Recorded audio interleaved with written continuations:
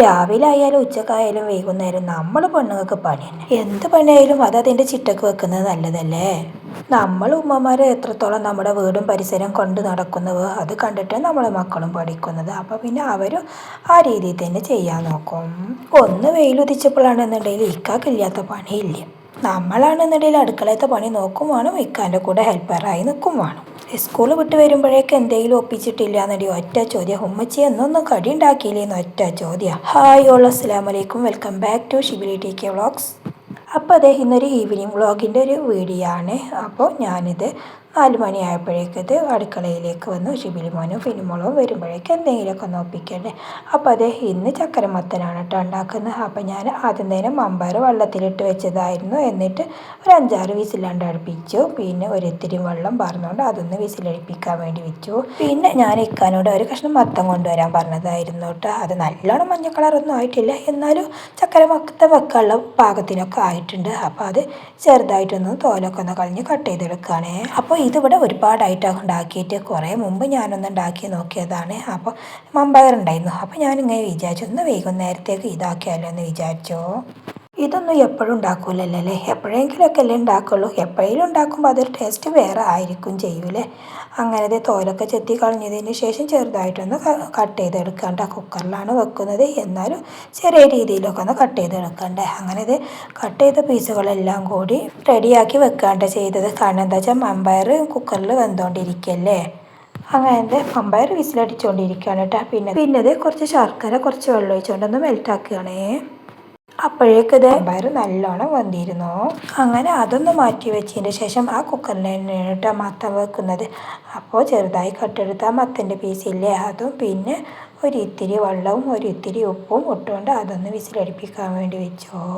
നിങ്ങൾ വിചാരിക്കും എൻ്റെ അടുത്ത് ഈ കുക്കറിനെ ഉള്ളൂന്ന്. പിന്നെ ഉള്ളതൊരു വലിയ കുക്കറാണ് കേട്ടോ. ഈ 2 കുക്കർ തന്നെ കേട്ടോ എൻ്റെ അടുത്തുള്ളൂ. ഞാൻ കൂടുതൽ പാത്രങ്ങളൊന്നും ഉപയോഗിക്കാറില്ല. പിന്നെ ഒരു തേങ്ങ പൊട്ടിച്ചെടുത്താട്ടോ. തേങ്ങയുടെ ഷേപ്പൊക്കെ മാറിപ്പോയിട്ടുണ്ട്.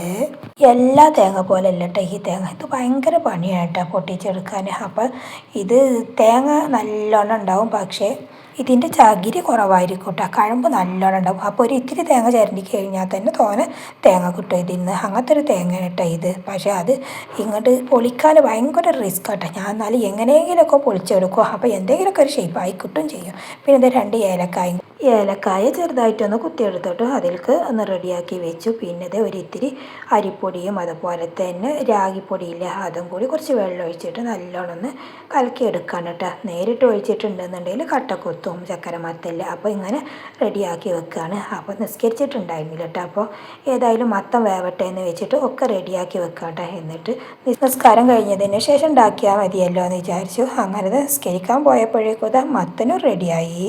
പിന്നെ നിൽക്കാക്കുള്ളൊരു പണിയായിരുന്നു കേട്ടോ. ഇക്ക വെയിലുണ്ടാകുമ്പോൾ ചെയ്യാമെന്ന് വെച്ചതായിരുന്നു. നമ്മുടെ സൺസൈഡിൻ്റെ മുകളിലുള്ള പുറത്തേക്ക് അടുക്കള ഉണ്ടാക്കിയിട്ടില്ലേ, ഇവിടെ ഈ സൺസൈഡിൻ്റെ മുകളിലും താഴേക്ക് ഇവിടെ ഇങ്ങനെ വെള്ളം ഇങ്ങനെ ഉറ്റൂട്ടാ. അപ്പോൾ എപ്പോഴും പറയാതെ ശരിയാക്കണം എന്ന് വിചാരിച്ചു. ഞാൻ നേരം കൊടുത്തിട്ടുണ്ടെന്നുണ്ടെങ്കിൽ എനിക്ക് പണി ഇതാണ് കേട്ടോ. ഇങ്ങനെ വൈഫറുകൊണ്ട് ഇങ്ങനെ വെള്ളം അടിച്ചെടുക്കുക, എന്നിട്ട് പിന്നെ തുടക്കും ചെയ്യും. എനിക്ക് ഡെയിലുള്ള പണി ഇതാണ്. അപ്പോൾ ഏതായാലും ഇപ്പോൾ വെയിലുണ്ടല്ലോ. അപ്പോൾ ഇക്ക പണി കഴിഞ്ഞ് വന്നതിന് ശേഷമാണ് കേട്ടോ ഈ ചെയ്യുന്നത്. അവിടെ ഈ ഭാഗങ്ങളിൽ സിമെൻ്റ് ഇടാണ്. ഒന്ന് ഉയർത്തി കൊടുത്തിട്ടുണ്ടെന്നുണ്ടെങ്കിൽ വെള്ളം വരില്ല എന്ന് പറഞ്ഞിട്ട് അങ്ങനെ ചെയ്തെടുക്കുകയാണേ. നമ്മുടെ വീട്ടിൽ എന്തിങ്ങനത്തെ പണികളുണ്ടെന്നുണ്ടെങ്കിൽ ഇക്ക തന്നെയാണ് കേട്ടോ ചെയ്യാറ്. അങ്ങനത്തെ എൻ്റെ നിസ്കാരം കഴിഞ്ഞ് വന്നതിന് ശേഷം മത്തം നോക്കിയപ്പോഴാണെന്നുണ്ടെങ്കിൽ നല്ലോണം വെന്തിട്ടുണ്ടായിരുന്നു.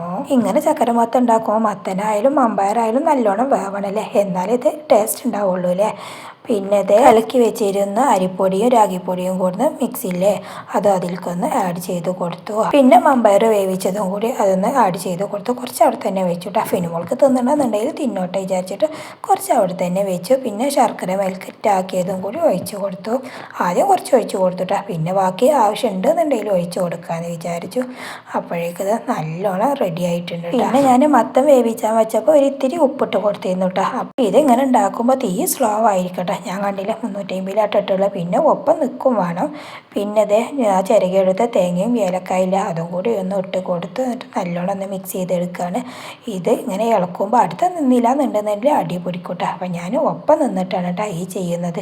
പിന്നെ കയ്യുമൊക്കെ തെറിക്കുന്നതും നോക്കണം. അങ്ങനെ ഞാനൊന്ന് ടേസ്റ്റ് ചെയ്ത് നോക്കിയപ്പോഴാണെന്നുണ്ടെങ്കിൽ നല്ല ടേസ്റ്റ് ഉണ്ടായിരുന്നു കേട്ടോ. ഏതായാലും വിചാരിച്ച പോലെ തന്നെ ആയിട്ടുണ്ട്. പിന്നെ ചായക്ക് വെള്ളം വെച്ചു.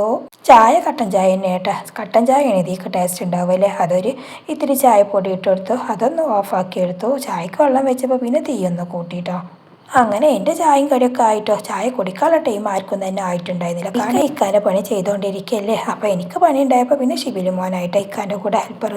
പിന്നെ അത് ആ വക പണികളൊക്കെ കഴിഞ്ഞതിന് ശേഷം ഞാൻ ചൂടോടൊക്കെ തന്നെ കുറച്ച് നമ്മുടെ അടുത്ത വീട്ടിലെ കുഞ്ഞോളുമ്മയില്ലേ, അവർക്ക് ആദ്യം തന്നെ ആണ്ട് കൊടുത്തു. പിന്നെ അത് എനിക്ക് കുറേ പണികൾ വേറെ ഉണ്ടായിരുന്നു കേട്ടോ. അലക്കിയ ഡ്രസ്സൊക്കെ ഉണങ്ങിയിരുന്നു, അതൊക്കെ ഒന്ന് മടക്കി വെക്കാണ്. നമ്മുടെ പെണ്ണുങ്ങൾക്ക് വൈകുന്നേരം ഇങ്ങനെയുള്ള പണികളൊക്കെ ആയിരിക്കും അല്ലേ. അതൊക്കെ അതിൻ്റെ സ്ഥാനത്ത് വെച്ചില്ല എന്നുള്ളത് എനിക്കൊരു സമാധാനം ഉണ്ടാവില്ല കേട്ടോ. എനിക്ക് പരന്ന് കിടക്കുന്നതേ ഇഷ്ടമല്ല. ഞാൻ എപ്പോഴായാലും ഡ്രസ്സ് ഉണങ്ങിയിട്ടുണ്ടെന്നുണ്ടെങ്കിൽ എവിടെയും വെക്കൊന്നുമില്ല കേട്ടോ. അത് ആ സ്പോട്ടിൽ തന്നെ മടക്കി വെക്കും. ആ സ്പോട്ടിൽ മടക്കി വെച്ചില്ല എന്നുണ്ടെന്നുണ്ടെങ്കിൽ പിന്നെ ഓർമ്മയുണ്ടാവില്ല. എന്ത് കാര്യം ആ സ്പോട്ടിൽ ചെയ്യുന്നതിനൊക്കൂലല്ലേ. പിന്നെ അത് മറന്നു പോവും. ഇപ്പം പിന്നെ മഴ ഇല്ലാത്തതുകൊണ്ട് പിന്നെ ഉണങ്ങിക്കിട്ടില്ലേ. ഇടയ്ക്ക് ഒരു വെയിലൊക്കെ ഉണ്ടാവുന്നത് നല്ലതാണല്ലേ. അതൊക്കെ കഴിഞ്ഞതിന് ശേഷം ഞാനിത് വീണ്ടൊന്ന് മുകളിൽ പോയി നോക്കിയിട്ട് അപ്പോൾ അതേ ഹിക്കാൻ്റെ പണി തീർന്നു തുടങ്ങിയിട്ടുണ്ടായിരുന്നു. അപ്പോഴേക്കും തന്നെ എല്ലാവർക്കും വിശന്നിരുന്നു കേട്ടോ. അപ്പോൾ ഷിബിലി മോൻ ഇങ്ങനെ പറയുമായിരുന്നു, ചായ കുടിക്കാൻ ടൈമായില്ലേ, കഴിഞ്ഞില്ല മെച്ചിയപ്പച്ചിയെന്നൊക്കെ അങ്ങനെ ചോദിക്കായിരുന്നു കേട്ടോ. അങ്ങനെ ഹിക്കാൻ്റെ കുളി നിസ്കാരമൊക്കെ കഴിഞ്ഞപ്പോഴേക്കത് ഞങ്ങൾ ചായ റെഡിയാക്കി. നമ്മളെ വീട്ടിൽ വിശേഷിച്ച് എന്തെങ്കിലുമൊക്കെ ഉണ്ടാക്കുകയാണെന്നുണ്ടെങ്കിൽ എല്ലാവരും കൂടി ഒത്തൊരുമിച്ചിരുന്ന് തിന്നുമ്പോൾ അതൊരു രസം വേറെയാണല്ലേ. അപ്പോൾ എല്ലാവർക്കും കുറേ ഷട്ട ഫണ്ട് കാണാൻ എന്താണെന്ന് വെച്ചാൽ മധുരമല്ലേ. അപ്പോൾ കൂടുതലായിട്ടൊന്നും പോകില്ല. അപ്പോൾ വേണമെന്നുണ്ടെങ്കിൽ വീണ്ടും ഇട്ട് കൊടുക്കല്ലോ. അങ്ങനത്തെ കുറേ ഷെണ് വിളമ്പി പിന്നെ എല്ലാവരും കൂടി കഴിച്ച് റാഹത്തായി. പിന്നെ അത് രാത്രിക്കത്തെ സീനാട്ട ഹിക്കാണ്. രാത്രി ഞങ്ങൾക്ക് പിന്നെ ചോരന്നെ ഉണ്ടായിരുന്നു. ഹിക്കാക്ക് പിന്നെ ചപ്പാത്തിപ്പൊടി വേണ്ടി അപ്പം ഉണ്ടാക്കണം കേട്ടോ. അത് പത്തിരിക്ക് വാട്ടും പോലെ വാട്ടിയിട്ട് പിന്നെ അതിൽ കുറച്ച് തേങ്ങ ഇട്ട് കൊടുത്തുകൊണ്ട് പിന്നെ വലിയ ബൗൾസുകളാക്കി എടുത്തിട്ട് പത്തിരി ബ്രഷും അങ്ങനെ പ്രസ് ചെയ്തെടുക്കുകയാണ്. അപ്പോൾ നല്ല ടേസ്റ്റ് ഉണ്ടാവും കേട്ടോ. ഇങ്ങനെ ഉണ്ടാക്കി കഴിഞ്ഞിട്ടുണ്ടെങ്കിൽ നമ്മൾ പണ്ട് ഇലയപ്പരത്തിയൊക്കെ ഉണ്ടാക്കിയിരുന്നില്ല, അതുപോലെ തന്നെ പക്ഷേ ഇലയിലല്ല, ഇത് പത്തിരി ബ്രഷും വേണമെന്നുള്ളൂ. ഇങ്ങനെ ഉണ്ടാക്കുമ്പോൾ എന്താണെന്ന് അറിയാം, നല്ല മഴ ഉണ്ടാവും കേട്ടോ. കാണാനും തന്നെ രസമാണ്. പുള്ളിക്കുത്താളൊക്കെ ഉണ്ടായിരുന്നു. പിന്നെ തേങ്ങ ഉള്ളതുകൊണ്ട് ഒരു പ്രത്യേക ടേസ്റ്റും കൂടി കിട്ടും. പിന്നെ അത് മീനും പൊരിച്ചു വിട്ടാൽ അപ്പോൾ ഇക്കാക്ക് പിന്നെ ഈ അപ്പം മീനും ആക്കാമെന്ന് വെച്ചു. നമുക്ക് ചോറ്റിക്കും മീൻ എടുക്കല്ലോ. അപ്പോൾ അങ്ങനെ ആക്കിയെടുത്തു. അപ്പോൾ ഞാൻ പത്തിരി ചപ്പാത്തിയൊക്കെ ഈ ചട്ടിയിൽ ഉണ്ടാക്കാറുണ്ട്. പക്ഷേ ഇന്നെന്തോന്നാവോ അതിൽ കിട്ടുന്നില്ല കേട്ടോ. അപ്പോൾ ഞാൻ പിന്നെ പാനൊന്ന് മാറ്റി പിടിച്ചോ. അപ്പോൾ അതിൽ പിന്നെ കുഴപ്പമൊന്നുമില്ല കേട്ടോ, നല്ലപോലെ കിട്ടണുണ്ട്. അങ്ങനെ ഹിക്കാക്കുന്ന രാത്രിക്ക് ഇങ്ങനെയാക്കി. അപ്പോൾ ഇതൊക്കെയാണ് നമ്മുടെ ഇന്നത്തെ കുഞ്ഞു വ്ളോഗ്. അപ്പോൾ മറ്റൊരു വീഡിയോ കാണാം. അതുവരെ എല്ലാവർക്കും അസ്സലാമു അലൈക്കും വറഹ്മത്തുള്ളാഹി തആല വബറകാതുഹു.